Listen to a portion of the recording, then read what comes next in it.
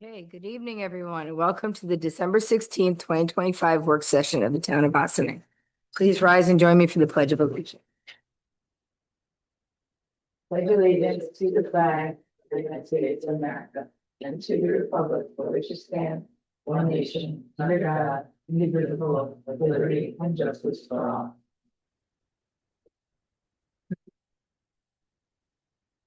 Okay. Councilmember Meyer, Present. Councilmember Fields Tooell, Here. Councilmember Manicchio, Here. Supervisor Elizabeth Feldman. Present. We have the supervisor's announcements.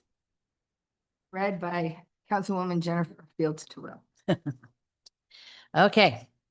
The new federal eligibility requirements have taken effect for the SNAP program.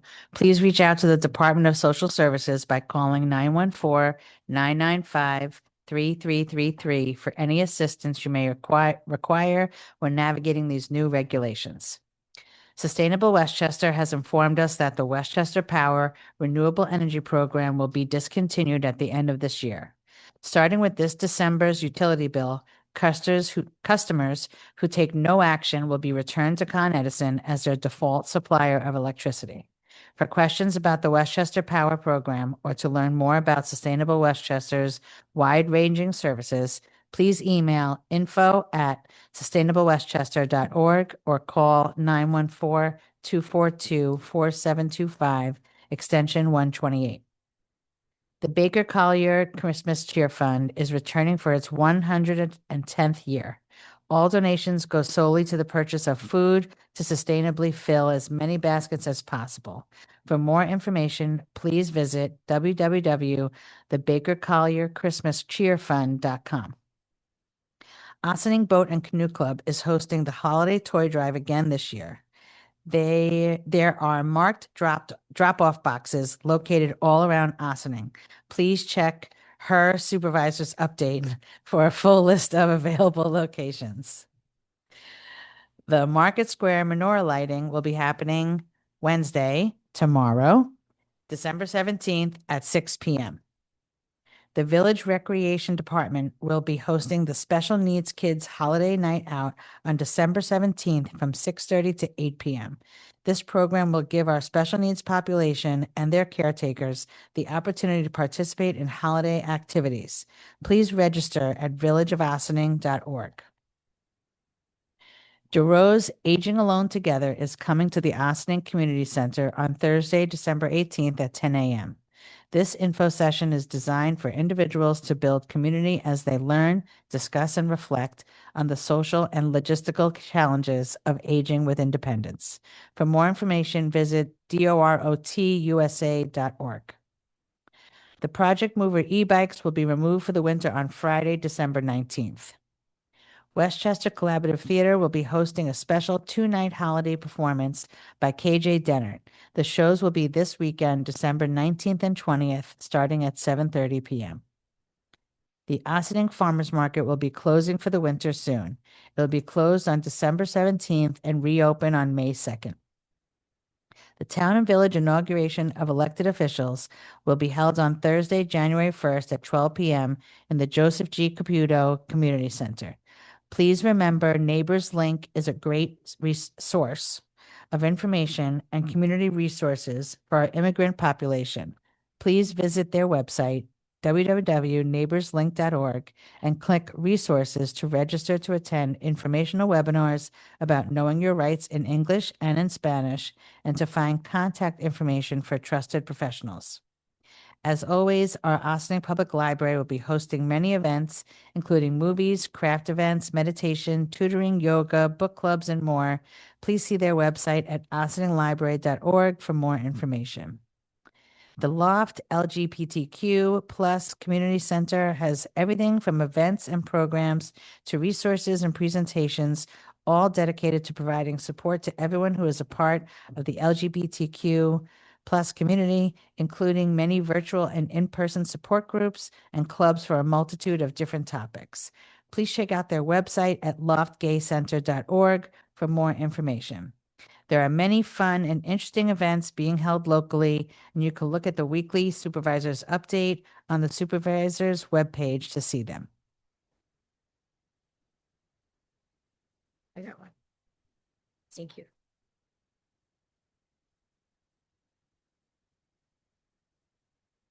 Okay, so first up, Okay, wait, we got a can.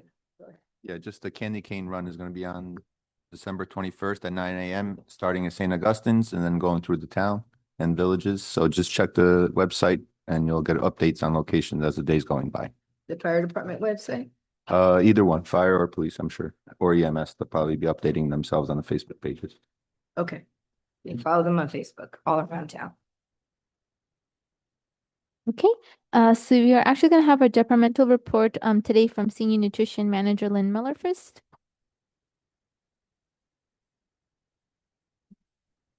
So for anyone who may be watching for item 1, departmental report for Town Clerk Sue Donnelly, or number 3, departmental report Superintendent of Recreation Bill Garrison, those presentations will not be happening this evening and will be rescheduled for the first quarter of 2026.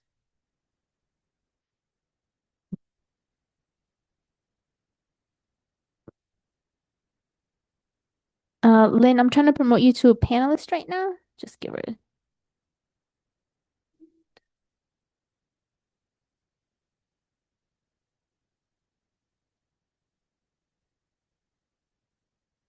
Ready whenever you are, Lynn. Can you hear me now? Yes, Lynn, we can hear you. Can you see me now? We cannot see you yet. We I'm can hear you. trying. I'm trying. Mhm. I don't know. Do. I don't know why I can't get it on here. But as long you can hear me though, Yeah, right? we can hear you. Okay. Hi everyone. Hello. So about Liz, you had emailed me about the collaborating Right. for our events for social media. Excellent job. I think that would be great for us to do. Pat's on board to help with translating into Spanish. And what we've been doing lately, well, we just had a super Walmart trip up in Fishkill, and that went well. Everybody was very happy. They got some Christmas shopping done and all that fun stuff. Bill did have a meeting with the designers, I guess, and I got to see some of the samples that they're planning on using for the building when they finally get that going. And very nice. I just want to say it's going to hopefully be really great. It looked great. We enjoyed that.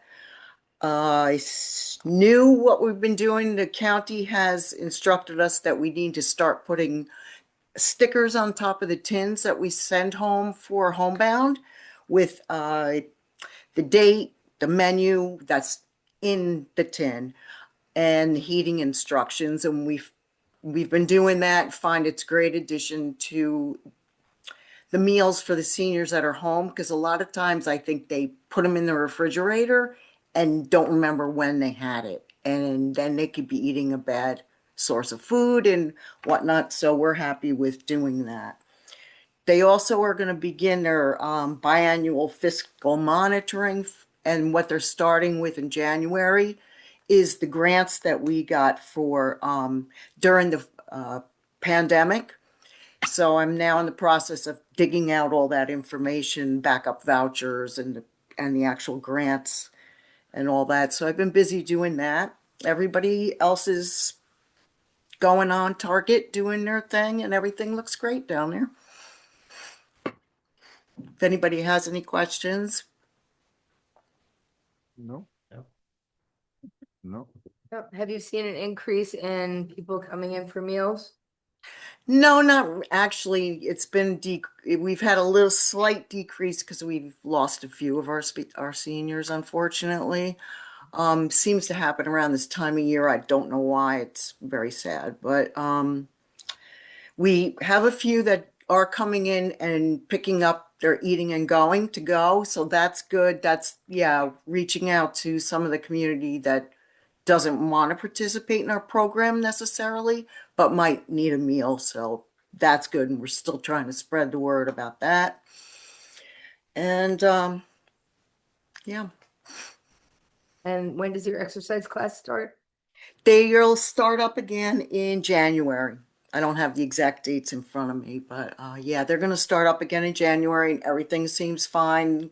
They're covered through that grant, so we're looking okay.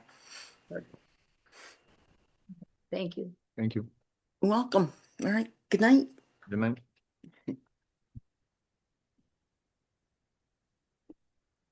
Okay, next up, we have a discussion regarding the zoning edits for the town from Town Planner Valerie Monastra.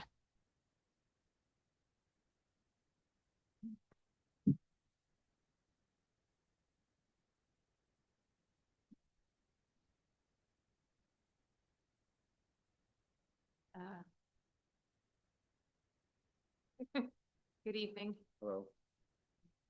So I'm here tonight to talk about, oh, so Switch. you can hold it. Yeah. All right, good evening. I'm here tonight to talk about the proposed zoning edits that we are bringing forth to the town board. Tonight we're starting with like round one. So I'm going to give you a little bit of background as to why we're undertaking these zoning edits, how it relates to the comprehensive plan. And then I'll turn it over to Christy to kind of talk about how she thinks that probably would be best to kind of have this discussion tonight, and then also for future discussions, because there will be a few rounds of zoning edits sent to this board in the next few months. So let me hold on a second. Okay. So to start off with, just to give you a little background, this process for the zoning edit started in 2022, right after the comprehensive plan was adopted, specifically to implement components of the comprehensive plan. So I wanted to just read, and this is for the town board, but also for the public to understand some of the zoning some of the goals and recommendations within the comprehensive plan that support these different zoning changes that we're going to be discussing over the next number of months, and zoning changes as well as town code changes, because there are some suggested updates in other provisions of the town code as well. But first, one of the objectives in the comprehensive plan was to protect and enhance natural environments and habitats in the unincorporated Ossining, and this specifically looked at implementing vegetative buffers consisting of plant life and open space or other appropriate infrastructure to separate conflicting uses such as residences, abutting commercial uses, explore strategies to maintain and enhance native plant growth and support the unincorporated Ossining's maturing population of trees. Another objective was to balance development within conservation of with the conservation of open spaces, due to the community's concerns of conserving its natural resources and remaining open space, vacant land, and large properties. Unincorporated Ossining should review cluster subdivision regulations and/or create an open space conservation development regulations that would promote and expand the use of clustering as a means to conserve open space for new subdivisions. Explore opportunities for historic preservation and adaptive reuse, encourage adaptive reuse design when developing housing and other structures to honor local history and historic architecture, promote the preservation of significant historic buildings to honor unincorporated Ossining's history and highlight the town of Ossining's architectural assets. Re-examine the current accessory apartment regulations in the zoning to allow landlords more easily allow landlords to more easily build accessory dwelling units or apartments, enhance the understanding of and enforcing zoning, ensure zoning regulations and planning terms are clear and accessible, review the existing bulk regulations and landscaping and lighting requirements for all zoning districts to ensure best practices are being employed for all development within the town of Ossining. Promote dark sky initiatives such as reducing nighttime lighting and updating infrastructure with dark sky approved low pollution nighttime lights. And also review zoning code to remove unnecessary obstacles that might hinder small or local businesses from expanding or becoming established within the unincorporated town of Ossining. So the so in order to look at implementing a number of these goals and recommendations, we also wanted to take a look at the zoning code in general because a lot of it has not been updated in a number of years. And so one of the things that we did was we developed a subcommittee with representatives from the Planning Board, Zoning Board of Appeals, as well as the Town Board, Trustee Meyer, and Supervisor Feldman helped with that subcommittee. So all the recommendations that you're reviewing have been reviewed by the various the subcommittee, which represented a number of the land use boards, and also incorporated some of the concerns that they've raised over the years in terms of changes that need to be made. Also, um, after the town board reviews all the proposed zoning amendments that are going to be coming forth over the next few months and town code amendments, the zoning will be referred to the county, neighboring municipalities, and other agencies, other interested agencies, and as well as the planning board for their review. So once we receive comments back from that, there will ultimately be a public hearing that's required. So the public would be able to provide comments as well. And then there will also be the state environmental quality review. You have to do an environmental review on whatever proposed zoning changes you're also looking at as well. So all of that will be conducted. So there's plenty of opportunity for public comment, for amendments to the proposed zoning, but this is the beginning of the review. And the first step is really to get the town board to take a look at everything and then just kind of give your little bit of a blessing on what it is that we're proposing. And then we then go to the next step of the process. So tonight I gave you three different topic area or different sections to review. The first was definitions. The purpose of that was one of the couple of things that we really focused on there was to define all the definitions and terminology that's used in the zoning, especially the uses themselves, because there was a lot of times in the current zoning where there's a use that's identified, but there's no definition associated with it. So this way, all uses and terminology are consistent and updated. Also, in addition with the definitions, there were sometimes conflicting terminology or terms that were being used interchangeably. So we tried to correct that and make it uniform. And then also update some of the definitions to more current definitions.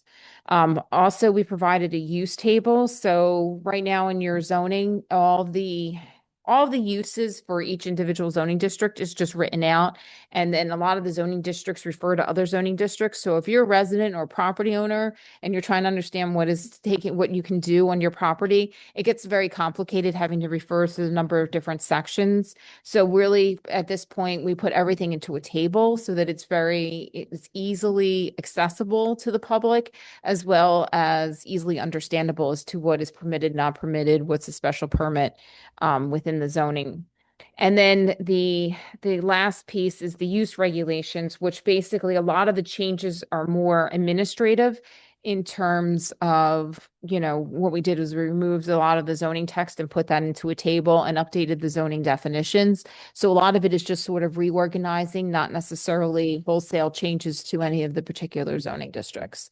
I think the only thing that we did a more substantive change on was dealing with updating performance standards in your office and business research zoning district, which is just basically updating it to more modern standards in terms of performance, and the performance really focused on dealt with like any sort of like air emissions or noise emissions, vibrations, that type of thing. If you were to have that type of kind of industry within that zoning district, which you at this point in time you don't have. So I'll turn it over to Christy to talk about how best to Well, I have the did want to discussion. say, the tables are very handy. They make it a lot easier. Oh, and good. A lot, just right in front of you, what you can, but I could, and I have no voice. So anyway, I really like the tables. It really laid it out, what, right in a nice line, what you can do, what you can't do, what you need permission for, a zoning change. So thank you for that. And on to Christy to tell us what our next steps are. Valerie gets to talk about the fun stuff, and then I get to talk about the process. Good evening. So just to piggyback on a couple of the concepts that Valerie raised, and just kind of at this point in time where I envision this process going. Valerie mentioned secra, so because of the nature of this action in adopting zone text amendments, you are going to have to do review pursuant to the State Environmental Quality Review Act. Because it is zone text amendments, your board is the only involved agency, meaning you have to serve as lead agency, because even though the planning board, I know, I'm sorry. That's why I'm telling you now so that you can mentally prepare. The planning board, as Valerie mentioned, will review in an advisory capacity, and we will also be sending out a notice of intent related to secra to all of the neighboring municipalities. That'll be consistent also with the GML referrals that will be sent out. That'll also go to county planning. So everyone will be provided with a copy of the zone text amendments when we get to the point of being ready to open the public hearing. It'll also be available on the town's website and in the clerk's office in a format where it's either in bold or underlined or crossed through, so that it's easy to delineate what the changes are proposed to be, because there's, as you all saw, there's a lot there. Then once the public hearing is opened, it's an opportunity for the town board to get feedback from all of those other municipalities and agencies that we mentioned, as well as from the public. So I don't anticipate that this will be the last work session that is held on this specific content, unless during the public hearing process, there's no further comments. Because what I envision happening is that the board will open the public hearings, and then in between the continuation of those public hearings, the board will hold additional work sessions to talk about the substance of the comments, if any, that are being received, so that they can be reviewed and addressed throughout that process before it's ultimately put into what the board is comfortable with considering as the final form. So I just want to make clear, for the benefit of the board as well as for the public, that this is going to be a continuing discussion, and there will certainly be ample opportunity for the public to weigh in. This, as Valerie mentioned, is just to start this dialogue, to start reviewing, and to see if there's anything that jumps out at the board at this preliminary stage that needs to be addressed or clarified before moving forward. So that being said, for the purposes of tonight, as Valerie mentioned, there is a lot of content here. So we're going to be looking at the definitions and then the uses. My recommendation is to start with the definitions, because that is pretty much the crux of where the code is, right? If you're reading the use, but you don't know how the use is defined, it's not incredibly helpful to you. So the definitions, especially when you see what's being changed in the definitions, which in my opinion, there are more substantive changes in the definition section than in the uses. As Valerie mentioned, in the uses, there are some substantive changes, but it's also about cleaning up the formatting, cleaning up the delineation of permitted uses versus special permit uses versus accessory uses, which I think is important for the public to understand, especially in the context of the use chart, which I agree is incredibly helpful. And while it doesn't necessarily provide any different information substantively than what's otherwise in the code, it makes it so much more accessible and easy to follow for someone who's reading it. So to that extent, a principal permitted use is the primary use on the property that's permitted as of right. A special permit use requires an additional special permit from the board that's designated to grant the special permit under those circumstances. But it does come with the presumption that the use is consistent with and in harmony with the zoning district in which the use is located. Generally, just with special permit uses, there are certain conditions or standards that are put on the use to make sure that it's appropriate. But assuming that the applicant can meet those conditions, then more often than in all likelihood, the special permit should be granted, barring extenuated circumstances. And then accessory uses are uses that obviously are accessory to whether it's the permitted principal use or permitted or special permit use. So that's just something that may be important for the board and for the public to keep in mind before we start going through this. The documents, as mentioned, are lengthy because there is a lot of content. So what Valerie and I discussed is focusing on highlighting the big substantive changes. With the definitions, we will run through the ones that are being added. If any definitions are being deleted, in all likelihood, it's because they were antiquated and have no relevance to the code and to the town's operations as they are today, or they were incorporated into another concept in a more modern format that's in the code under slightly different terminology. But obviously, as we're making our way through the documents, the function is for the board to have a dialogue and to ask any questions, make any comments so that you can be comfortable and clear with what you're seeing. But to that end, before we actually start just going in the order of the documents, if there was anything that the board that jumped out at you that you think it's important for us to talk about tonight, we wanted to give you the opportunity to bring that up now so that we can address that first and foremost. I actually cheated and got some clarifications from Valerie earlier I today. don't think that would be considered cheating. It's kind of that's kind of how it works. Anybody have anything to say? I mean, I think it's a good start, and I think this is enough to get going. And then the only thing I'm all in favor to make it easier to interpret everything, but everybody's reading in the town when they're going to do work. Those tables, like you said, are great. I mean, at least they'll give somebody a heads up, knowing what they're getting into before they go for it. And then I always want to keep the definition as simple as possible so that everybody can understand it, like not too many big words that I can't read. So A lot That's of it. it was cleaned up. yeah. And then switch from one area to another, which made sense. Right, and a lot of the definitions that you see that are added are actually definitions of uses or terminology that was used in the zoning that just there were no definitions for. And it did cause problems over on a number of different applications where people were trying to make their own interpretations, and also the building inspector then is left with making an interpretation on a definition that did not exist. So, And like Valerie mentioned, some of those were cleaned up on a case-by-case basis. As certain applications or certain proposals came in, there have been times over the last, I guess, since 2017, when we did the town board did the last big round of text amendments, that have been addressed for specific uses, right? When you worked on the solar regulations, battery energy storage, when we were doing the Crotonville project, Right. the former GE property.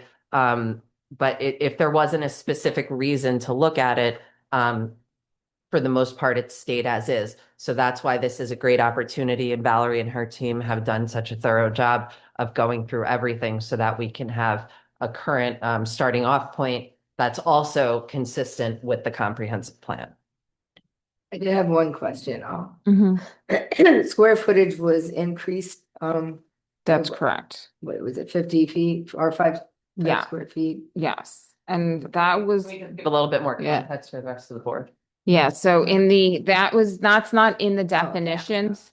That's in, yeah, no, that's fine. This is in, Things that if there are specific issues you want to talk about or that you want to make sure are clear to the other board members and the public, we'd like to do that first so that we make sure it doesn't get glossed over. this was in the changes were made in the, I believe it's the multifamily, yeah, so it was in the multifamily districts, or excuse me, the neighborhood center district, where we increased the square footage of each one of the units by 25 square feet. I think there was an overall discussion at the committee level that they felt that having a slightly larger apartments would be better than some of the studio efficiencies were 450 and they're recommending 475. So it's not necessarily a wholesale change, just like a minor change in terms of giving people a little bit more space for new apartments that might be developed as mixed use apartments in the NC neighborhood center districts. All right, so is this consistent with what other communities are doing? It is, I Or mean, is this just came out of the committee, our subcommittee, that they felt that that was? it came out of it came out of the subcommittee, but also there are, I can tell you that some of the, some, neighboring districts have looked at increasing sizes. I know the Village of Ossining just went and increased some of their sizes in their apartments, mostly because of the way they're defining how, particular part, how the measurement internal to the apartment is. So some of it could be habitable space where they, a lot of times they'll exclude closets and stuff like that, or it could be gross, square footage. In this particular, in the town of Ossining, it looks like it's gross square footage. So having it slightly larger would kind of also encourage people to put like closets and other types of, those types of elements into an apartment. Right, but that's the minimum. I mean, like they Yeah, could make it. they could make it bigger. huge That's correct. That's correct. Studio. Yeah, apartment if they wanted. could. Right, Okay. Which isn't more than, if it's an accessory apartment, which is not more than right. 1/3 of whatever. Okay. Okay, I just want to understand that. All right, but we can go back to the beginning. Go through. I apologize for my no voice. No, that's, I mean, that, and that is the, I'm gonna say besides the performance standards, that was the other big substantive, change. But it's substantive, but it's minor in terms of, the total square footage is really only like 25 square feet.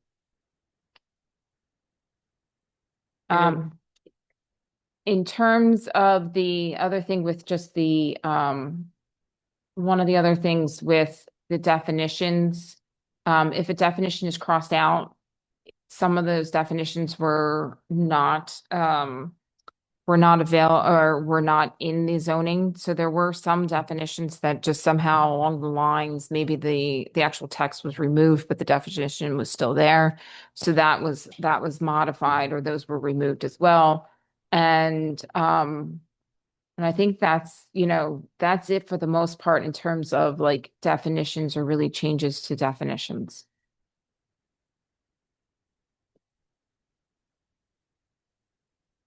Questions on definition? Okay. All right, so I think the use table, I think that is a little bit self-explanatory, and we're happy to make any sort of formatting or modifications if you feel that it's not easily understandable or readable, but that's what we're proposing at this point in time in terms of the table of use regulations. And this will be in the front of the zoning chapter so that people can automatically go to that and take a look at it in terms of uses.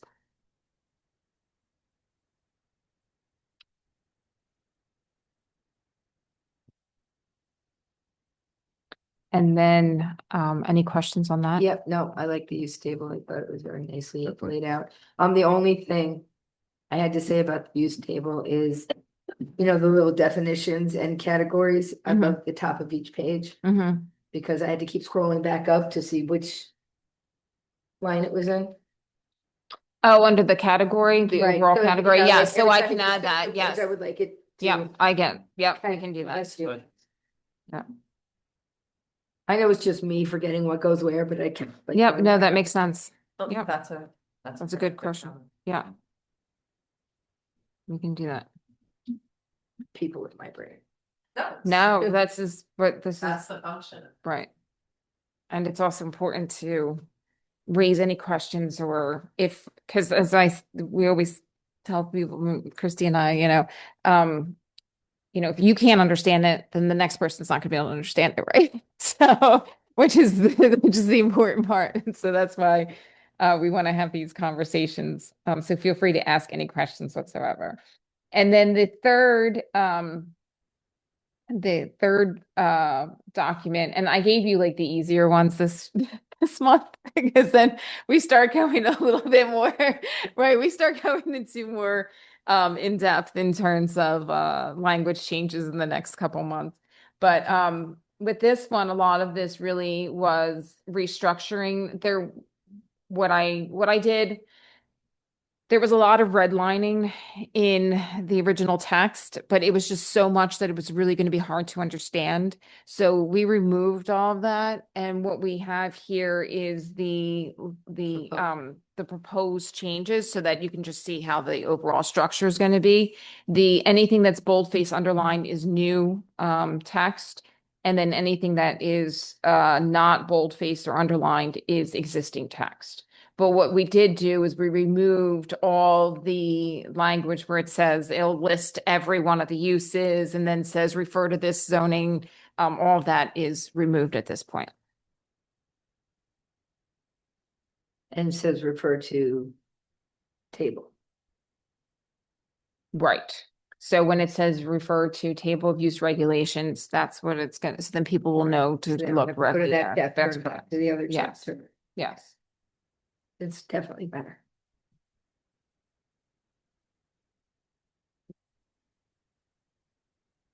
So as you can see, a lot of this is just restructuring of the actual chapter itself. In the multifamily districts, just to let you know that the overall multiple dwellings and the different setbacks and all those, that has not changed. It's just that we restructured again, once we pulled out all the uses, this was remaining in terms of the text to provide additional information for a property owner. Okay, and gradual elimination of non-conforming uses happens by people stopping the non-conforming use and returning to a newer purpose, repurposing property. Right. So eventually we will be having probably a conversation on like non-conforming uses and how we want to handle that. And that's probably closer towards the end, I would think, because there are a number of different options that you can choose in terms of non-conforming uses and how you want to deal with like either the expansion of them or the sunsetting of them. But we can talk about what that is once we get to that point. That But sounds like a much more hotter topic. it is a little bit more of a like hotter topic. But I think in general, though, for the most part, I think you're gonna find a lot of these zoning changes aren't necessarily creating non-conforming uses. We're not really proposing to remove major uses or add a lot of new uses or dramatically change a lot of the zoning districts.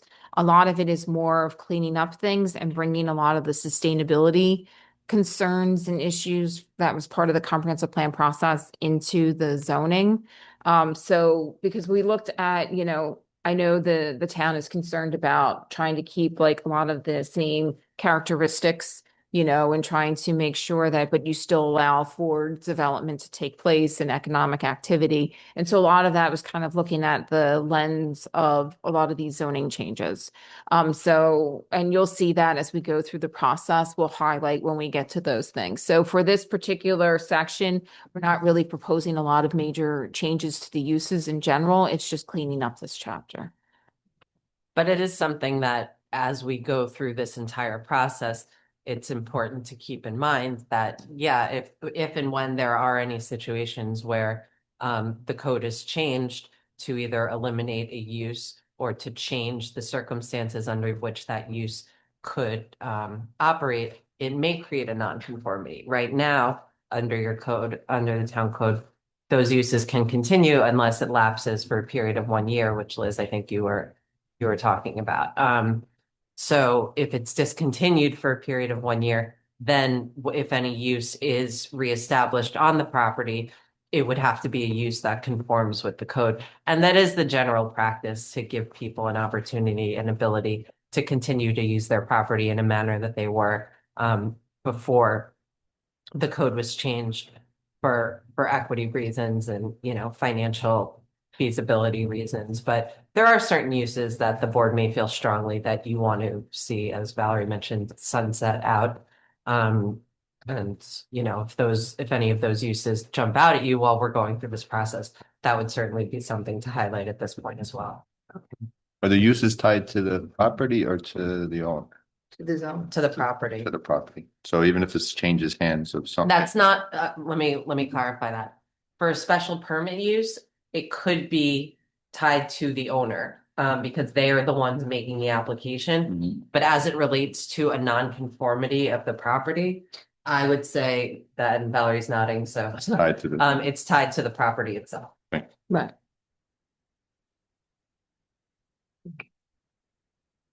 So if somebody had a garage and they wanted to sell the garage, it could still be a garage. But if they had a non-conforming use of I don't know. They could have a nightclub. They have a permit to have a nightclub. The next person wouldn't necessarily get one.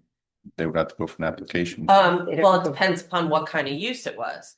If it's a legal non-conforming use, as long as the use doesn't lapse for a year, it would be permitted to continue. If the prior owner had gone in for a special permit for that specific use and had proposed a use that complied with the conditions in the code for that special permit use, then that would have to be continued, and the new owner may have to go in and get its special permit themselves, Okay.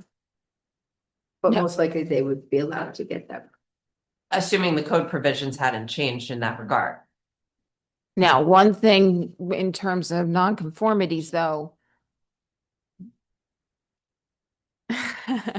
In terms of nonconformities, once you adopt any zoning regulations, if there's changes to, like, for example, we were just talking about the apartment sizes, or we talk about new landscaping, regulations, or any new regulations put forth, when an application comes back in or a site does come back in for site plan changes or something like that, they'll have to conform to the new bulk regulations or new regulations. So there is and that doesn't necessarily, that has a different, like, the text that Christy was referring to was for non-conforming uses, not necessarily non-conforming properties or bulk regulations or those types of things. Like the dimensional Yeah. provisions. But if somebody has a smaller apartment now and it's already been permitted and has, No, That's they're fine. they're fine. But somebody coming in to build one would have to follow the new That's correct. size. Which is pretty much the same principle for uses. Right. Right. Okay, just clarifying. Thank But you. if they have to rebuild due to damage or something like that, then would they go back to existing? Currently, the code as it relates to grandfathered uses says that they may be restored after damage from a natural disaster, for example, fire, flooding, lightning, etc. So the town board of however many years ago thought about that. That's not to say you can't change it. I've seen some codes, and I'm sure Valerie has as well, where it's the percentage of the property or the structure or that has been damaged, whether it's 50% or not. This code, town's code doesn't specify that. Is there a benefit to specifying it? Only if you want to sunset that use, I'm guessing. Yeah, I think so, to a larger extent.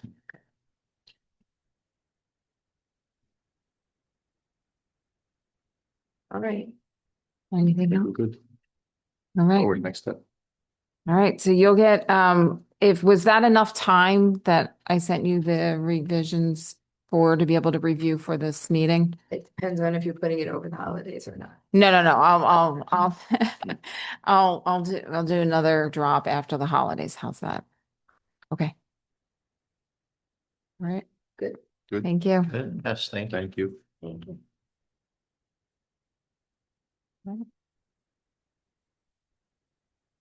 Okay, next up, we have discussion of the 2026 fee schedule.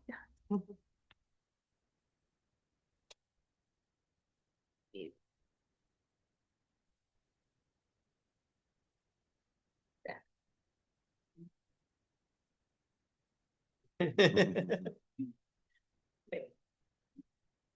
good.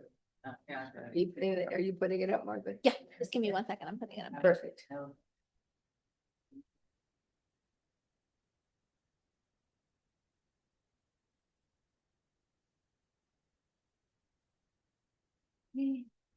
Let me see. Yeah, thank you. Thank you, Jesse. Okay, so we're here to discuss the 2026 fee schedule, and this has been conversations that were done during our budget meetings back in September and October. The budget has been passed as we did that last week at our last legislative meeting. So these are just kind of schedules, fee schedule changes that have been requested mainly by the building department. They have not had any fee increases in the past 3 years. So going on now to the fourth year, they've requested for there to be some kind of changes as well as the inclusion of new fees for certain permits, which we're going to see later on. There's also some changes from the tax receiver's office that I believe Holly had already talked with Christy about. And then there are 2 other changes that are being requested by the clerk's office. And those are necessarily going to require some kind of code change. So as of right now, we're going to keep the fees as is, but the goal is that we'll review the code in 2026. And once we review it and pass new legislation and resolutions, we'll be able to change the fee then. So I guess we can get started. So again, just repeating, the clerk has requested for there to be review of the alarms coding that's in right now. So currently the annual registration is at $25, with a non-registration fee at $250 for the alarms. Again, just to keep this in the back of everybody's mind, going in for the next year. Sue is saying that that would require a text amendment.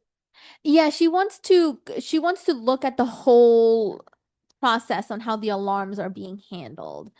She didn't really go into much detail with me as of yet because she wants to come at a later point in time to kind of present, but she has like general ideas that she'd been discussing since last year, and she kind of let them go for like this year, try to see how everything went, and yeah. Is it long, our town code now for the alarms? No, just usually we don't put fees in the text of the code because then to change it, you have to do a local law every time, right? You have to go through the referral process, you have to go through, you have to hold a public hearing, you have to do certain noticing. Your fee schedule as it stands now is just something that you adopt by resolution as part of your reorganizational meeting in January. And then any changes that are made throughout the year are also done by resolution, so that there isn't that lapse in time from when the issue arises to when it can be acted upon. So if it's in the text of the code, every time there's a change intended to be made, the code needs to be amended by local law. So generally, we don't do it that way.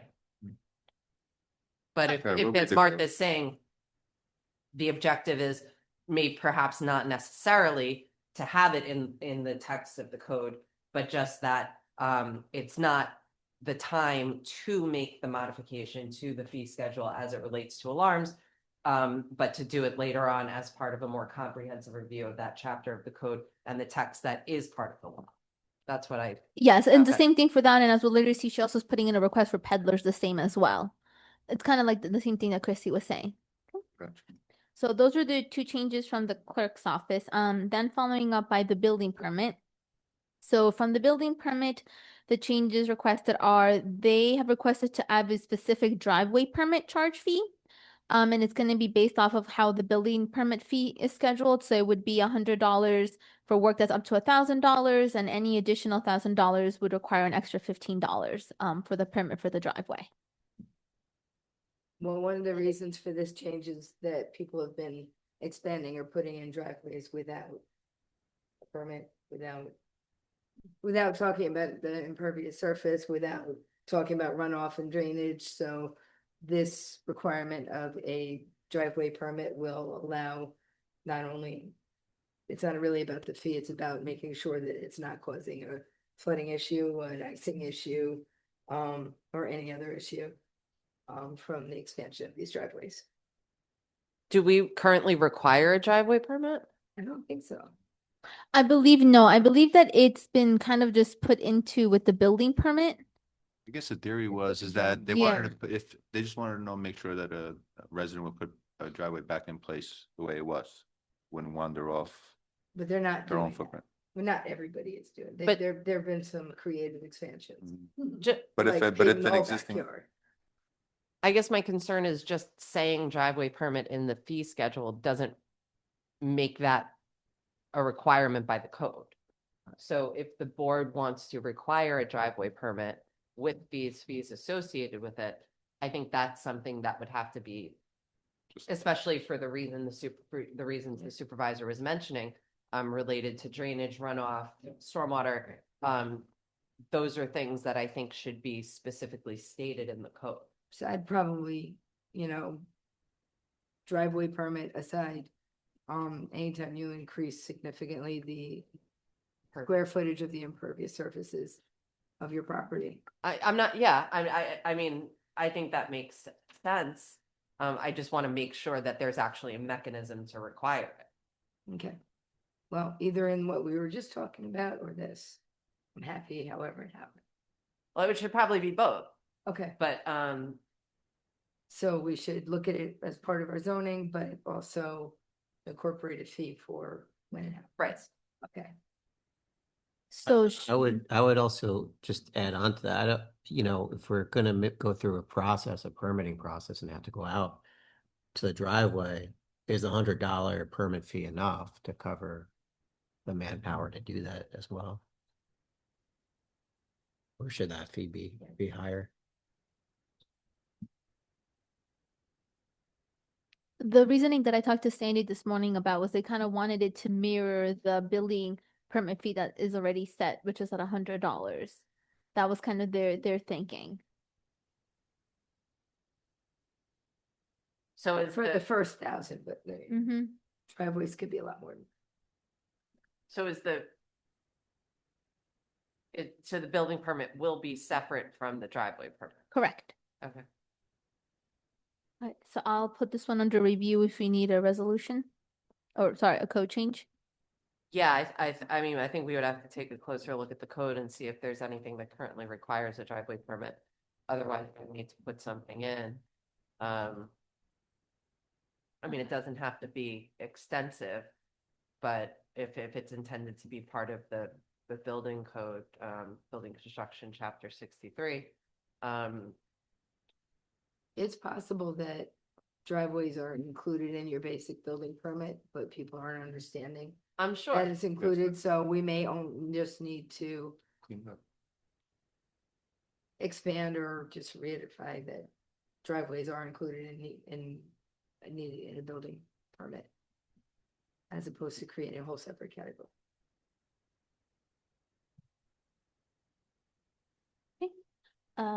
Okay, so I'll put that one for more research needs to be done. Okay.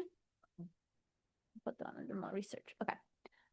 Next up, we have electrical permits. So they're asking for an increase of the per dwelling to go from 115 to 150. Alteration to commercial building from $200 to 250. New commercial construction from 350 to 400. In regards to plumbing permits, house sewer and tie-in from 115 to 150. Installation of 1 to 3 fixtures, appliances or standpipe connections from 115 to 150. Installation of 4 to 9 fixtures from 165 to 200. Installation of 10 or more fixtures from 215 to $300. The backflow device application fee for new installations remaining the same, but installation fees in commercial and installation fee in commercial and multiple residences increasing from $125 per device to $150 per device. The backflow device installation fee in 1 or 2 family dwellings from $75 to $150. Gas certification from $65 to $100. And any other plumbing permit not listed from $115 to $150. Any discussion, agreement? Do you guys wish to keep them, decrease, or? Reasonable? Do we have any idea how it compares to other municipalities? When I talked to Sandy, Sandy said that we were like in the middle range on average with everybody.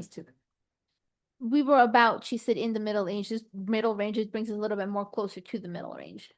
She didn't say that we were above or less. She said we'd be middle. It's just, what she was saying more specifically was that there hasn't been an increase in 3 years for the permit. Okay, that makes sense. Thank you. I'll put those as an approved Check. in green. So just to jump back for a second to the driveway permit, as it relates to building permits, section 63-3 of the code no person shall commence the erection, construction, enlargement, alteration, removal, improvement, demolition, conversion, or change in the nature of the occupancy of any building or structure or cause same to be done without first obtaining a separate building permit. So we're talking about building or structure. So then you would have to try to figure out whether a driveway could be considered a structure, So we may just want to clean that up or specify that it would apply to driveways or any, as the supervisor was saying, any increased impervious coverage. But we could also take a look. There may be something in the stormwater section of the code. So we'll take a look. Okay. Moving down to the HVAC permit, they want to include this line that says issuance of a certificate of compliance for HVAC for $100. And then keeping HVAC residential and commercial same as the building permit fee and the sign permit the same as well. So right now, there's no fee for the CO. Yeah, she wants to include, they wanted to include a fee for the issuance of a certificate of compliance for HVAC. Got it. Okay, thanks. Mhm. Questions, comments, concerns?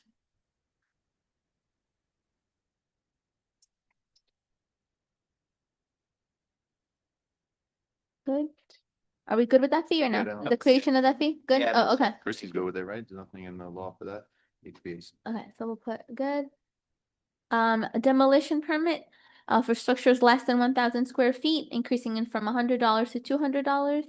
And for structures over 1,000 square feet from $300 to $400. Yes, no, oh wait, sorry, still in this section, inspection and letter in lieu of certificate of occupancy increasing from $100 to $150.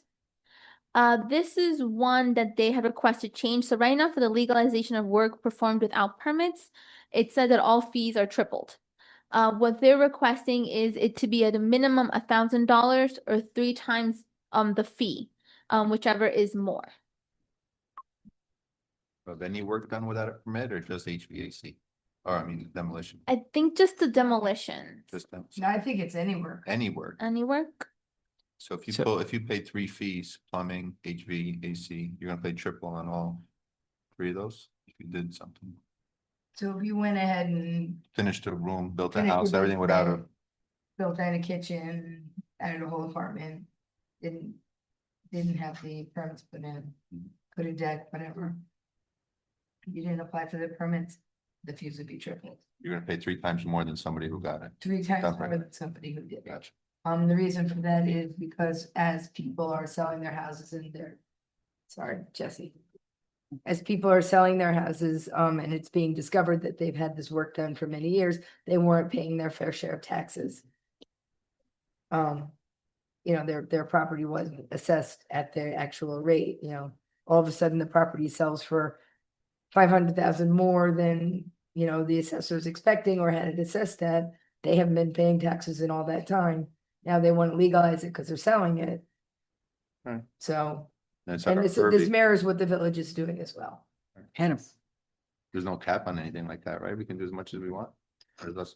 Well, this is only changing the current status quo. Like this is only modifying the status quo is tripled fees. Mhm. So that's how it's already been operating. All we're saying is if tripling those fees would be less than $1,000, then you have to pay $1,000. We're just setting the floor. Mhm. Gotcha. Better defined, yeah. But yes, this is pretty standard to triple the fees, as Supervisor was saying, as it relates to assessment, but also, as a deterrent generally, because if the building department doesn't know these things are happening, we don't know if they're getting the proper, if they're doing the work properly, if they're being done by persons who are sufficiently licensed Yep. and experienced to be doing the work. It could be a safety hazard. So this is something that really should be deterred strongly just from a public safety standpoint. And then you get into situations where, for instance, they put an addition on that encroaches on a setback where they should have had to get a zoning board variance. I mean, there are a plethora of reasons why. Mhm. Why we don't want this happening. Gotcha. Yeah, this whole thing is just. I think it just. Sometimes 1,000 is too less too. No. That's what I was gonna say. I I actually think think, 1,000 is too. I think it's too little. I think we should put a higher floor. Because somebody would pay the 1,000. I don't think it's a deterrent. Yeah, if you could have this for 10, 15 years. And okay, so I owe $1,000 when I sell the house. Who cares? It could also apply to somebody who changed out a deck and didn't realize. Yeah. Or something. Well, So, then you know, maybe we should delineate of, how much the $1,000 fee would be and how much like, if you put in a whole new, expanded the footprint of your house or, something like that. Maybe we should have a delineation of like this type of work is $1,000, this type of work is 5,000. Different tiers. Yeah. How different often tiers, has two it, different- how often has that happened this past year? Has it? A lot? Have I you don't heard have from that the? information. No. Yeah, 'cause I agree with Wonder Greg, how often it happens. $1,000, Yeah, it's cost of doing business, I Yeah. think, for some people. they're about to sell their house, like Yeah. $1,000. You know, but then you have the little lady who, Yeah, you know, that's they the put the flip shed side. up. Yeah, yeah. Yeah. But that's what I'm Close saying, to- so Yeah. maybe we should have a tiered fine for this section. I like that. We can look at it. Would you like to start with the $1,000 as a floor and continue to look into it? Or would you like to not I think that's, change a- this and? When does this get voted in as like Sure. done? The reorg. The reorg Reorg. meeting. I Which think you won't go be by there. it and then just see if it becomes out of hand. I'd Yeah, like I to know how see, many it yeah. was last year, though. I would just like to see if it's often or not that we run into the situation. yeah, and also I'd like. And it's a good starting point. If we're mirroring with the village, are they having the same thought process or? I will say the assessor runs into it pretty often, Okay. pretty frequently Yeah. during the sales. He wonders why. Yeah, maybe we should talk to Mike and Yeah. get the stats from him, not only how often, but what types of improvements is he seeing?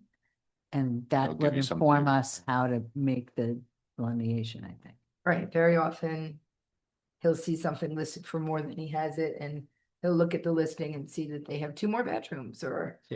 But that's what I mean, Mhm. like, let's see what his stats are of what type of improvements he's seeing, how drastic they are, how big they are. And then we can decide, do we need 2 sections or we just leave it with the one?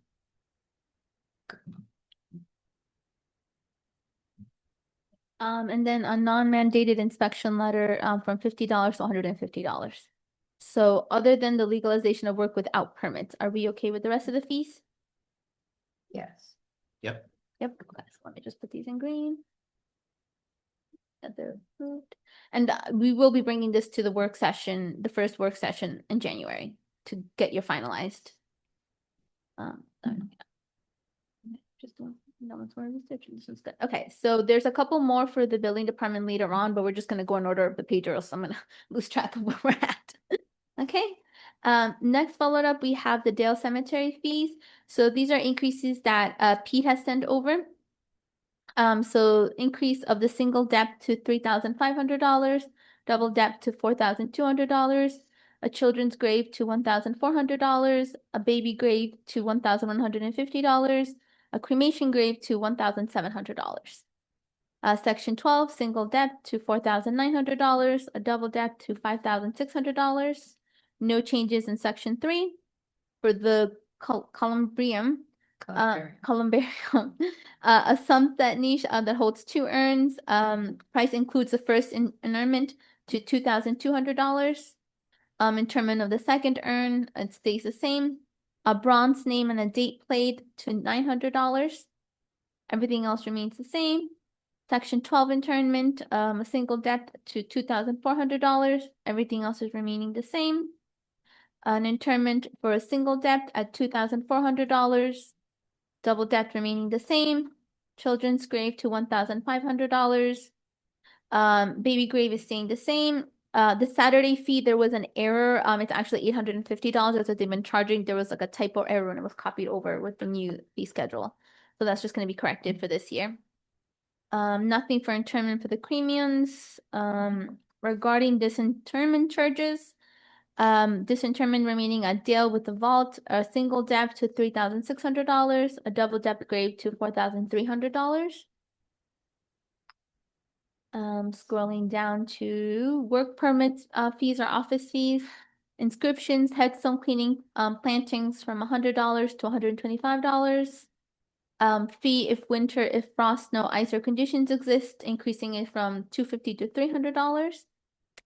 Nothing else for the additional fees. In regards to foundation pricing, there's been increases from, I think those are two inch, right? 2 inch times 1 inch, or 2 feet? I forget the little asterisk. One apostrophe is a foot. Foot. Okay, thank you. So 2 feet times 1 feet, times 1 foot, for 2 square feet, increasing from 500 to 550. They want the addition of a 2.5 square feet to be added. And that's gonna be put in at $725. The 3 square feet increased to $800, 3.5 square feet at $900, 4.67 square feet. Again, there was just a typo and error. It's supposed to be 950, so the fee schedule will be correcting it this year to 950.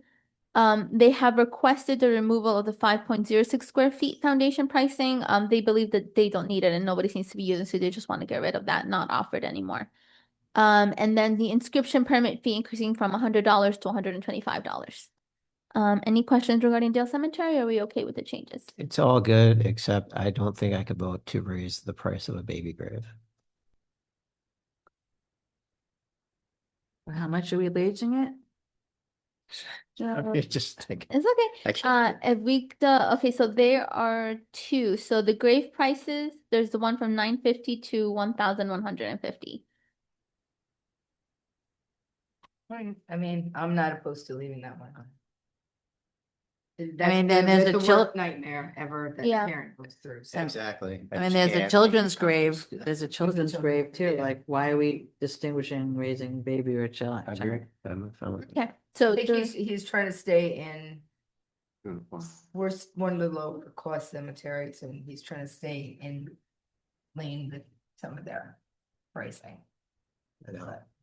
so should we keep it at 950 instead? Just keep it for this year, for 2026? I mean, is he saying that these raises are necessary and according to like materials being needed? Because that's a different story. He looked around at other cemeteries to see what range he was in. And I guess that was the Right. recommendation. But I'm just wondering, like, is this a reflection of like Supply. the cost of materials has risen? So Right. like that's the reason why, like, Materials have gone up. I don't know that that's a reflection. He's trying to bring us closer to the average standard fee. right.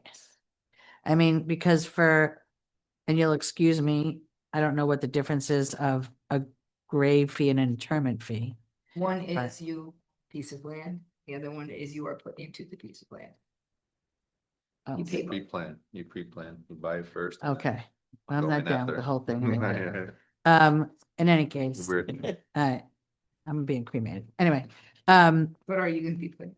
no, I will not. In any case, I'm just wondering, like, I don't want to take away from his need to raise the fee if it has to do with materials, because everyone knows, everyone, prices of everything is being risen. So we So are that's what I'm subsidizing asking. the cemetery more and more each year because of the rising cost. So I don't, I want to like respect what Greg is saying, but I also don't want to like give the town any Right. reason to like not being able to handle these types of graves in the way that they need to be handled, I guess. You know what I'm saying? Yeah. fair. So I don't know. I mean, we could also like increase it at another rate rather than it being, I think, 150 that he's requesting the increase. Well, for that's first. the thing. It's 200 across the board, Yeah. regardless of what it was, right? So from 4,000 to 4,200 versus 950 to 1150. So, if it's Needed to related to really the cost, then the 4,000 should really be going up a little bit more, I would think, percentage wise, than the lower costs. What do you think, Greg? Yeah, I agree. I'd rather the other ones go up slightly more and Double that. yeah, and the baby doesn't go up as much. That makes sense. Where would you want the baby to land? Keep it, he's saying. Keep it or 1,000. 1,000. Yeah, I make think it- 1,000 would be good. Still, no, I understand. There's inflation, things go up. rather the than, extent we yeah. can keep it low, then it's better. Well, the children shouldn't go up as high either then. Yeah. Well, baby grave sometimes is a loss. Yeah. You know, wasn't born yet. Can we just do the same percentage for all of them across? Yeah, yeah, That's that's what we probably the did. easiest. Is it? I don't think so. Not percentage, no. I would just say, I Dollar, would say just like, keep it clean, I he would just does say a yeah. dollar. We just- percentage increase 200. of what, all across the board, so that Yeah. everybody takes the equal amount of increase. Actually, I like the percentage idea. Yeah, and then we could just do that each year Yeah, it's easier. theoretically, yeah, unless there's a large. 209.50 is a lot change. more than Yeah. 204,000. Yeah, that makes sense. That's fair. Great. We'd like to talk about a percentage increase as opposed to a blank. Yeah. All right.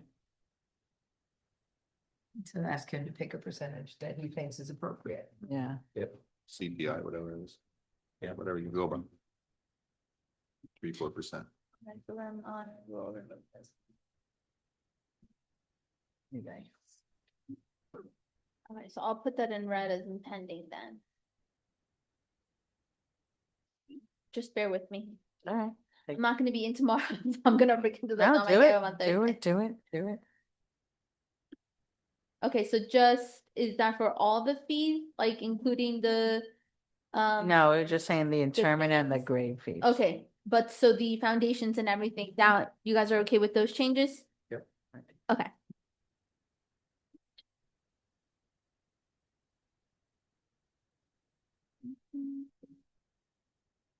What about the Saturday fee?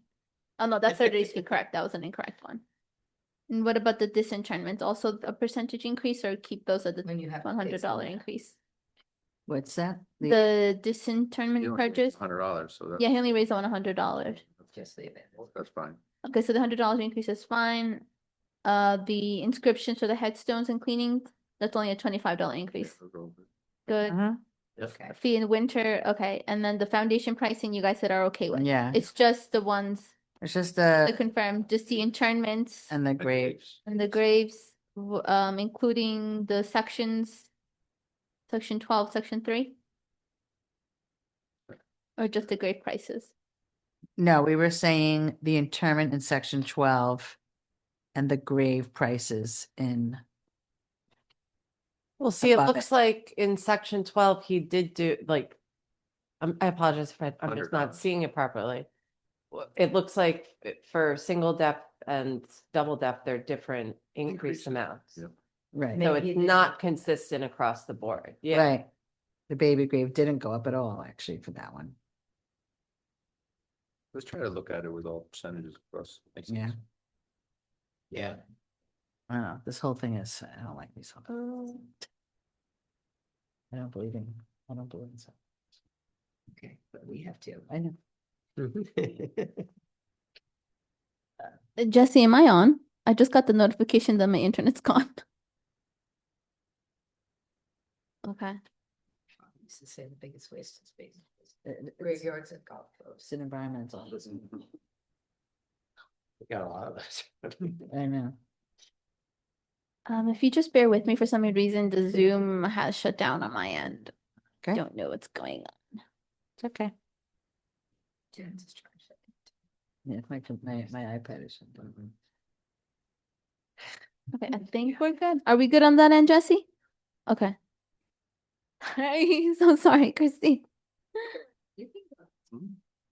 Okay, so just to, so the grade prices, the sections with, I can't say that column, right? And the section 12 internments and the other internments, we want to do by a percentage, but not the disinternments. Those are fine. Yeah. Okay. Good. Okay, thank you. Just wanted to clarify that. Okay, good. Okay, so next up.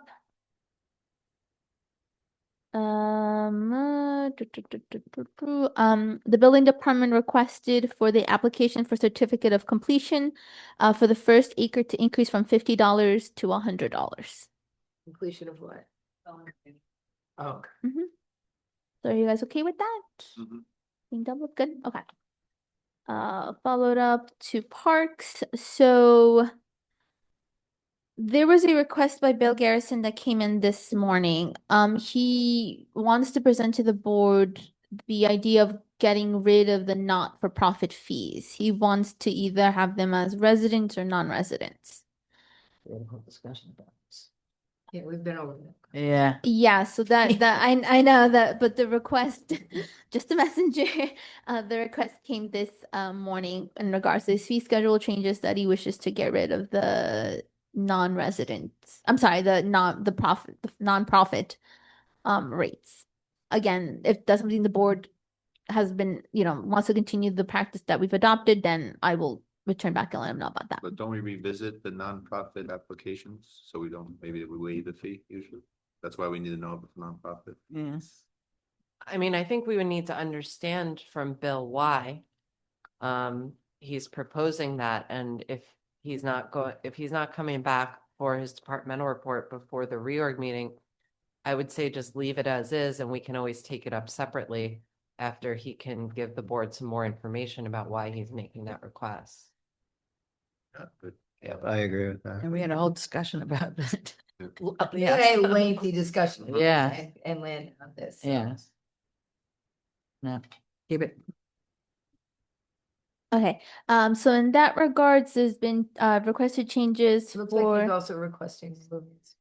All right, go ahead. Sorry. requesting for the resident fees for the Ryder Park baseball from $50 for 2 hours to $100 for 2 hours, 50 for each additional hour for non-residents, 100 and increase to $300 for 2 hours, $100 for each additional hour.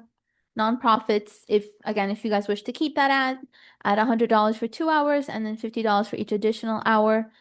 He has requested for the removal of a security deposit of $75 as they are not realistically collecting that. What does that That's his mean? reason for not Not taking it? following the code. Who? That's the reason? Now, hold on a minute. If there's supposed to be a security deposit, Mhm. who's not collecting it?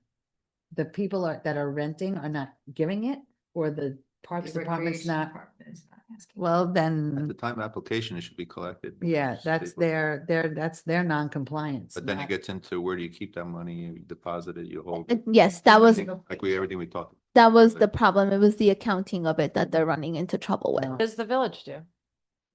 He did not specify for that. I mean, I would imagine, I would like to know what the village does. I mean, can you just keep a check and not cash it?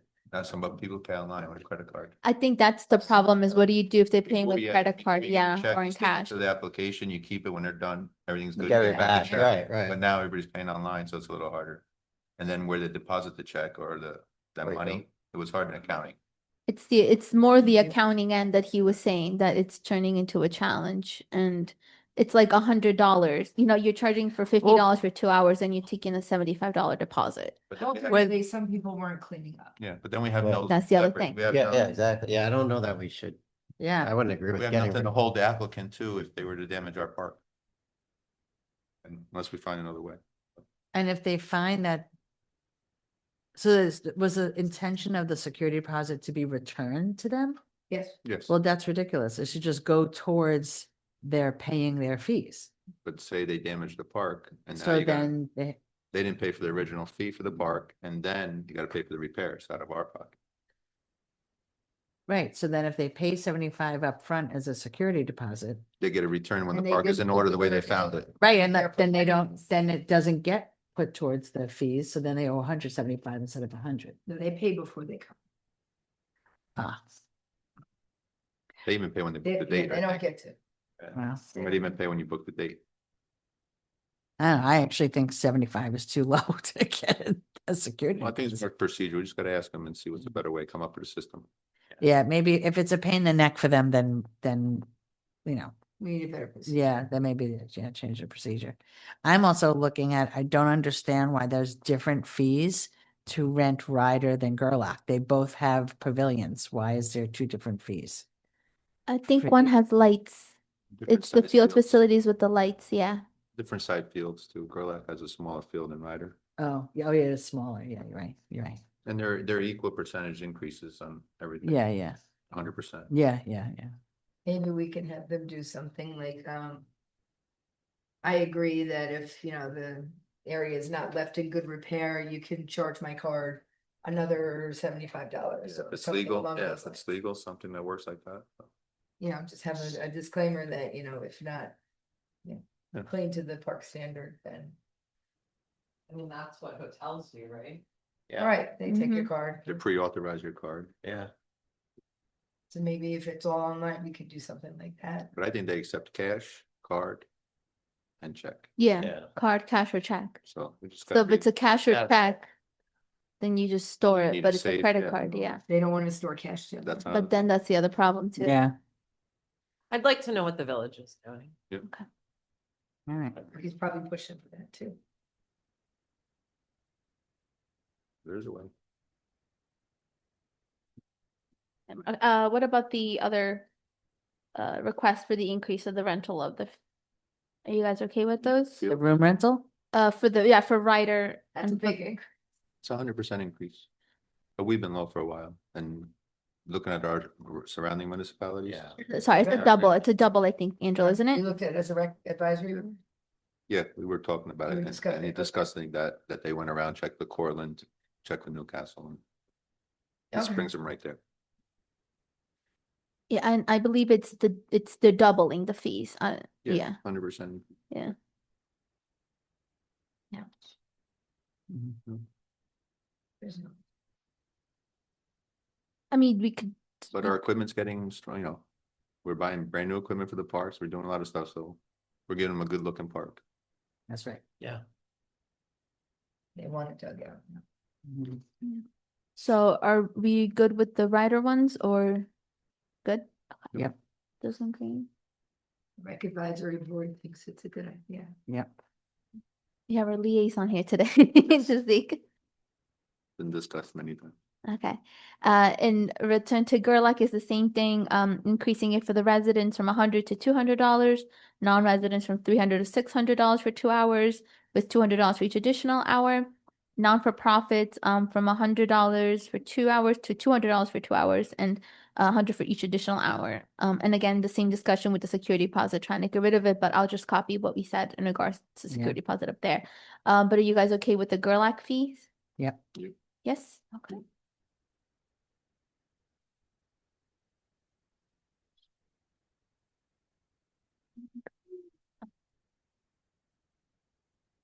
And for the Ryder Park tennis pickleball, they're wanting to increase it from $40 a permit to $80 a permit. How long is the permit good for? Yeah. A year? I think it's fair.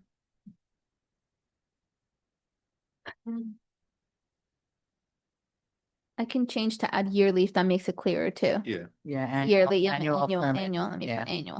no matter So when I you think- buy it, it's $80. You buy it in June, it's 80. You buy it in September, it's 80. Yeah, it's not prorated. It's not prorated.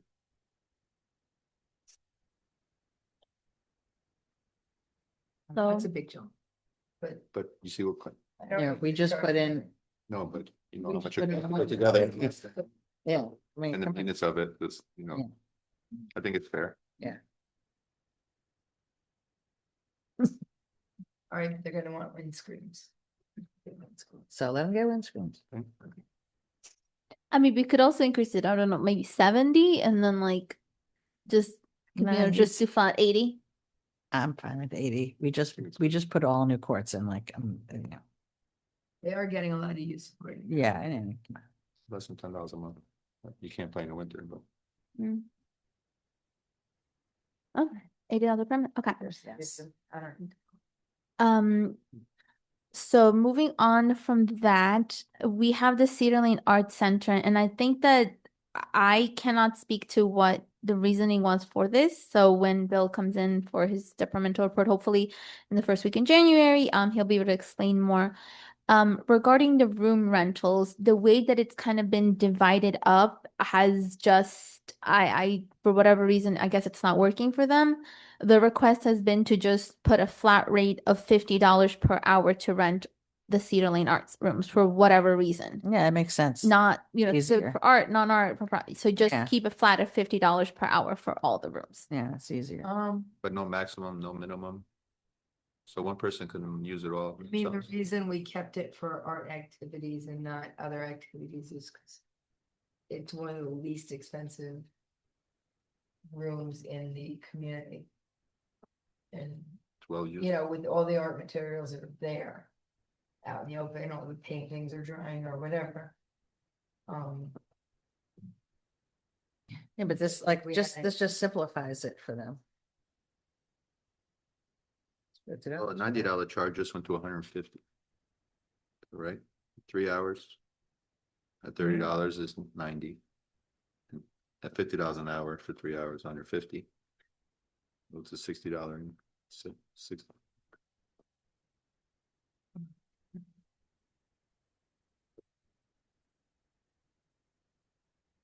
Gets used a lot.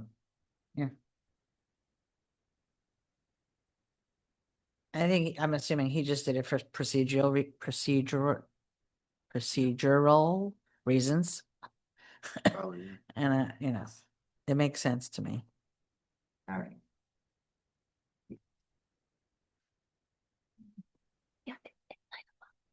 It's 9 o'clock. Take something. So you want to refresh for tomorrow? You waited this. Yeah. We're Thank you for almost done, coming. Yep. We still, no. No? We're No. not close. Sorry. So like I said, I can keep this as pending. And then we can think about it a little bit over the winter break and we can talk a little bit more to Yep. Bill about it. But the reasoning when we first originally talked was that just to keep it at a flat rate, not to be distinguishing between like the different events. That was the Yeah. reasoning behind it. Yeah, we just gotta figure out what the flat rate is. I like it. Good. Yeah.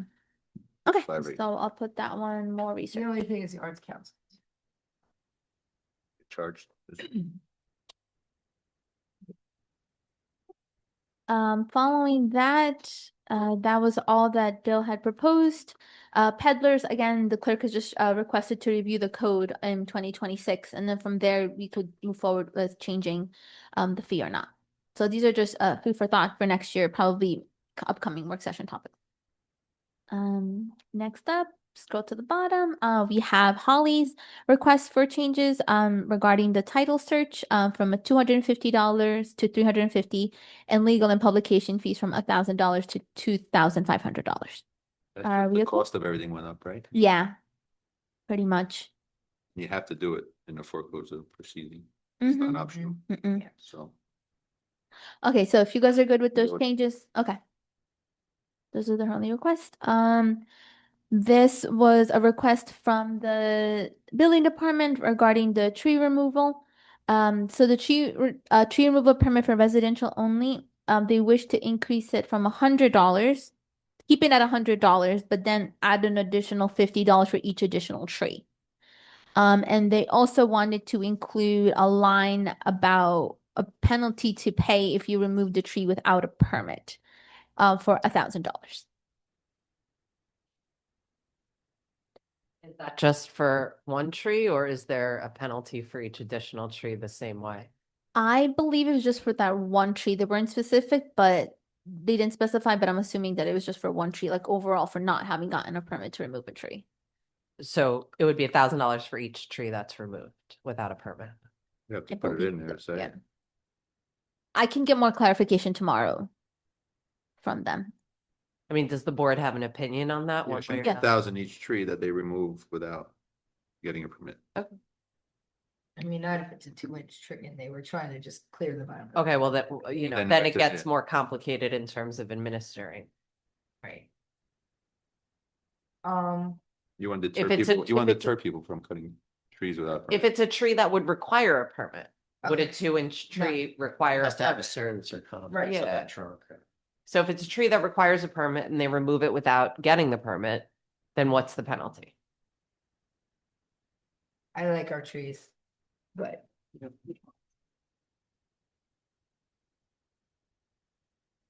I could put that in after the fact penalty for tree removal that requires permit. I can add that line. But okay. how's the $1,000 sound? Is it too much? Too little? Go with that. For tree, yeah.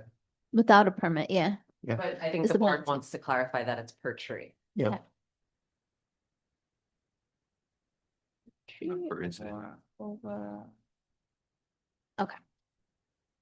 I'll put that one in. And what about the changing $100 per tree and the 50 for traditional tree? You guys are good with that? Yep. Good. Okay. Well, sorry, I'm just looking at the note that you made, Martha. Does the board want clarification from the building department as to what was intended? Or do you want to just say right now, we want it to be $1,000 for each tree? We're saying right now, we. So, well, because then she doesn't have to go back to the building department. Yeah, yeah, yeah. It makes my life a little easier. Yeah. Each tree. Each tree? Yeah. Each tree. Okay. Yeah, If so. you cut it but- without a permit. Yeah.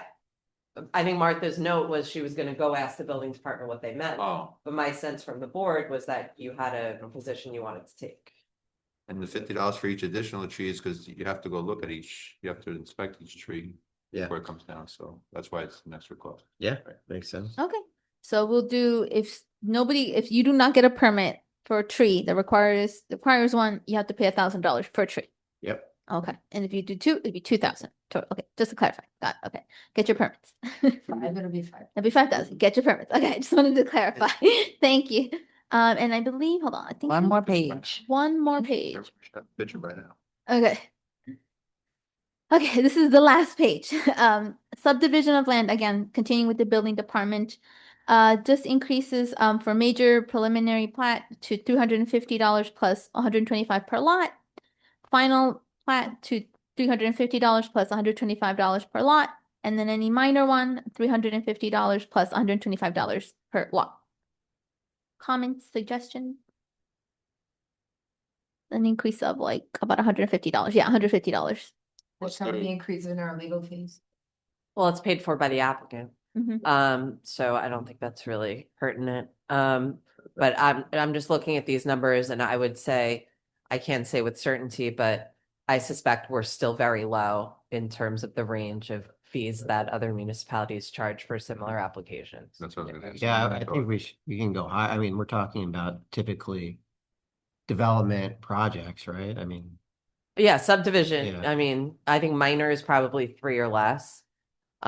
Major would be more than that. I could just pull up the code if you wanna. yeah, I for the major at least, I think we should go higher. Higher. How about 500. 500? Oh, okay. For the initial one and then each additional cheaper or keep the same? I Or we would say can ask- 500, 250 or something. Or we like that. could, that might be one to ask the building department. What other municipalities are doing. Yeah, Okay, so check what other municipalities are doing. Villages, 2 villages, other towns. Okay. And I think that even so the major and the minor, you want to check what other municipalities are doing, and then depending on that, I'll come back with the number they propose. Okay. I believe that was it. That's it. That's it. So I will take this and do the research and hope we'll have this discussion back for the next draft in our first meeting in the work session in January, and then we'll go back. Okay. Is that the one you're not here?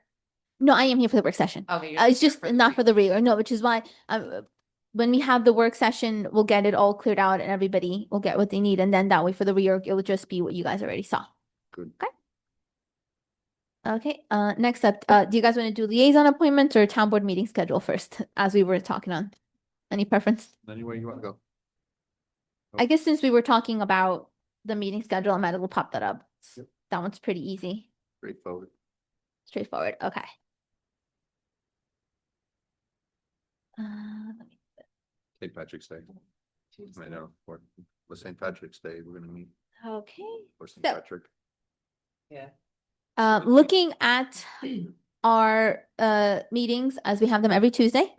Currently we are canceling the following ones. We are canceling February's third meeting due to winter hours. And then we're canceling the work session on February 17th for the 2026 AUT conference, which is what we typically do. June 16th work session is being canceled as it is grievance day. I've checked with the assessor staff. Summer hours is going to cause us to cancel work sessions on July 7th, July 21st, August 4th, and August 18th. Jen. Sorry. And those and any of the winter hours and the summer hours, as well as the AUT conference work sessions, we're all going to be combining them for the legislative meetings should we need a work session. Okay. Yeah. The next one being canceled is a November 3rd meeting. That one's being canceled for election day, and we typically do that. And then we have our fifth Tuesdays, which, as we were talking about, we only have 4 this year, which would be March 31st, June 30th, September 29th, and then December 29th. So spread out.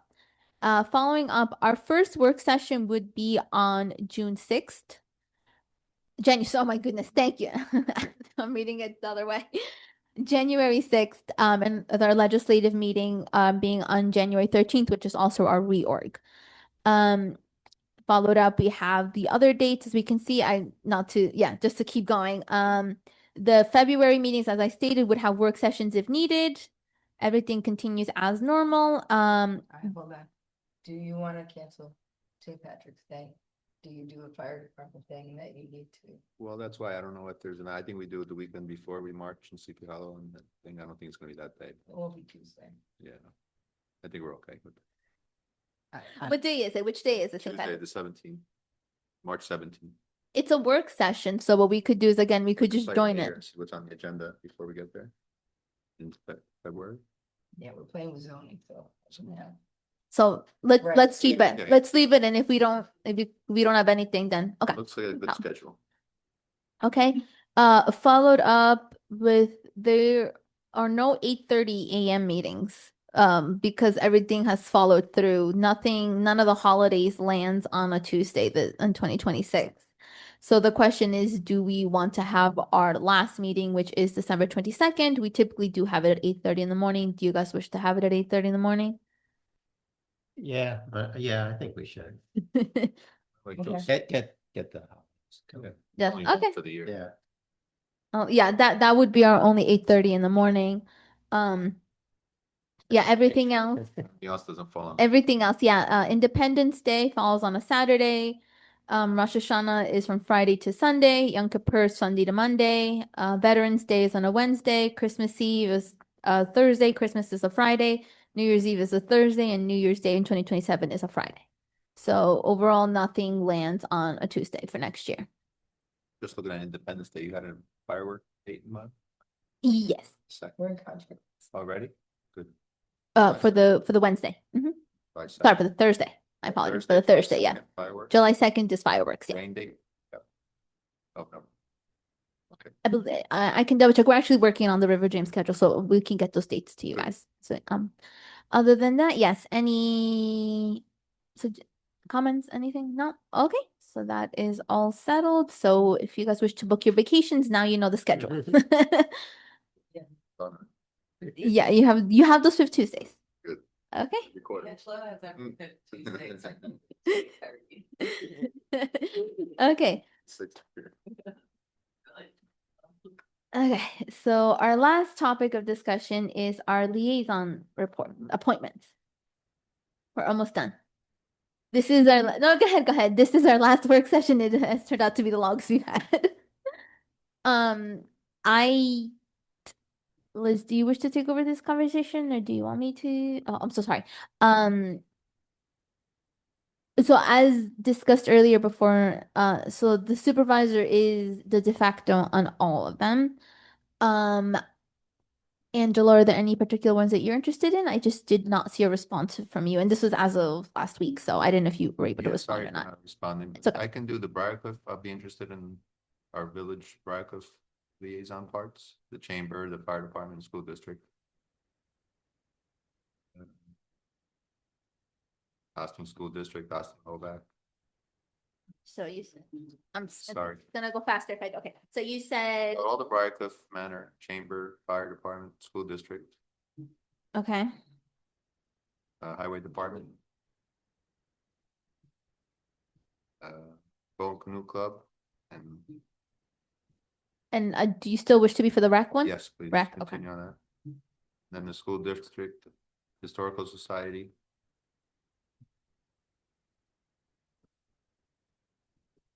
And school district, I could do the Village of Austin Water Department and the Village of Briarcliff.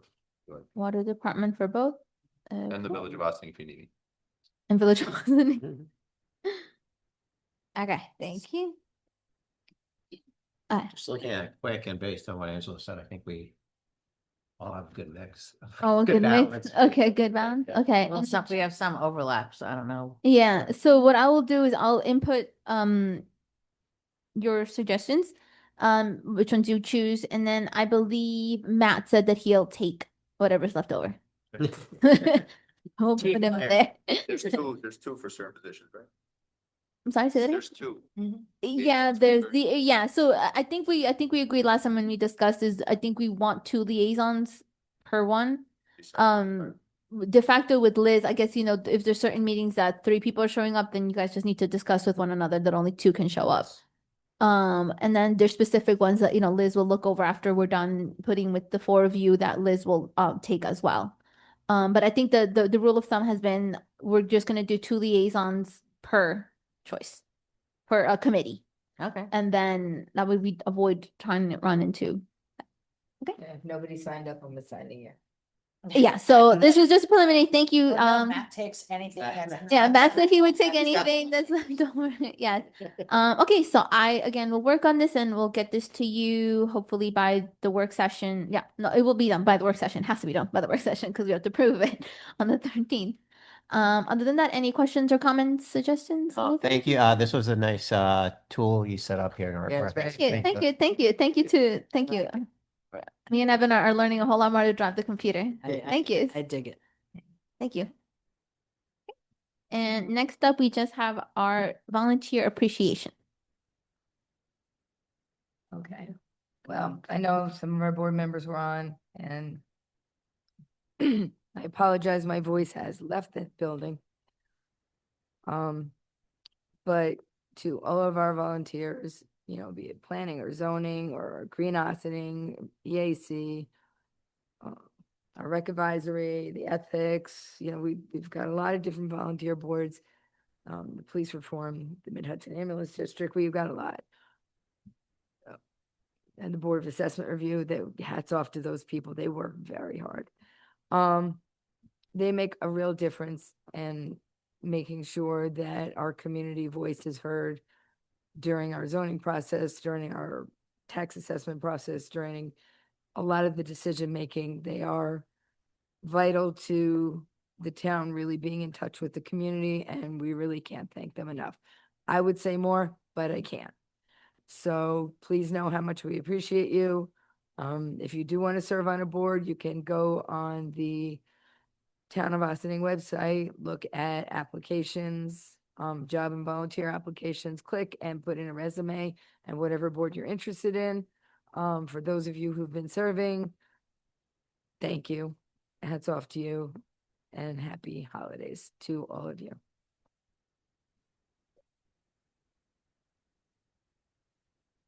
Second. Nicely said, Supervisor. Third. Is there any executive session topics? Nope, I don't have any. Okay, so then can I just have a motion to adjourn the work session? So moved. All in favor? Aye. Thank you. Thank you for everybody celebrating Hanukkah. Happy Hanukkah. And we will see you the Wednesday? Next Tuesday, on the 23rd, and it would be an 8:30 a.m. meeting here at 16 Croton Avenue, 3rd floor. Okay, and for those of you that are not morning people, Merry Christmas, Happy Kwanzaa, and everything else that is being celebrated in this winter solstice season. Have a good night.